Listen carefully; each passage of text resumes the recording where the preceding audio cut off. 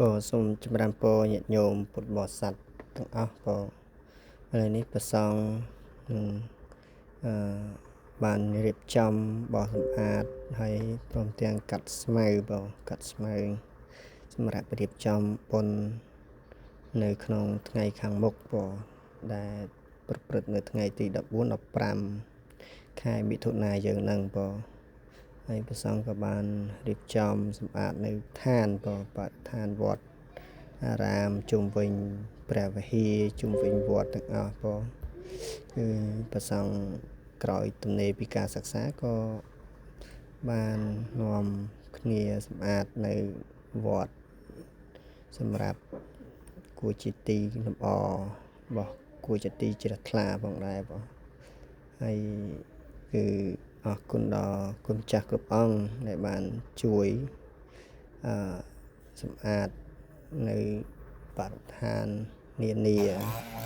ជាពិសេសកាត់ស្មៅនៅជុំវិញវត្តហ្នឹងហើយគឺមានច្រើនផ្នែកទៀតច្រើនផ្នែកដែលមិនទាន់រៀបចំហើយឥឡូវនេះជាប្រសង់ដែលព្រះអង្គតភ្លើងគឺមានជាក្រុមសម្រាប់តភ្លើងផ្សេងកាត់ស្មៅផ្សឹងនេះព្រះអង្គរៀបចំតភ្លើងឲ្យតភ្លើងសម្រាប់ពេលយប់គឺកុំឲ្យល្ងិតទៅក៏បានរៀបចំតភ្លើងហើយនេះព្រះសង្ឃរៀបចំកាត់អក្សរបានរៀបចំចិត្តគៀកថ្ងៃហើយគឺអក្សរស្វែងហើយត្រេកកាត់អក្សរសម្រាប់បុណ្យឆ្នេះហើយមានបុណ្យយើងមាន account ទៀតមាន account ញាតិញោមបានដឹងលឺសូមអញ្ជើញចូលរួមទាំងអស់គ្នាហើយ account នោះគឺ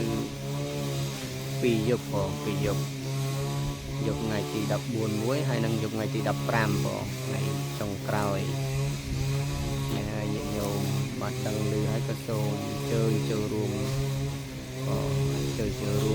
កម្មវិធីបុណ្យហ្នឹងគឺមានបំពោះនិងបុណ្យផ្កាប្រាក់សាមគ្គីនិងចែកសុខុបករដល់សិស្សានុសិស្សចំនួន 1000 នាក់ព្រមទាំងចែកអាហារូបករណ៍និងបណ្ឌសើច្រើននេះហើយសូមញាតិញោមចូលរួមជ្រះថ្លាអនុមោទនាបុណ្យទាំងអស់គ្នា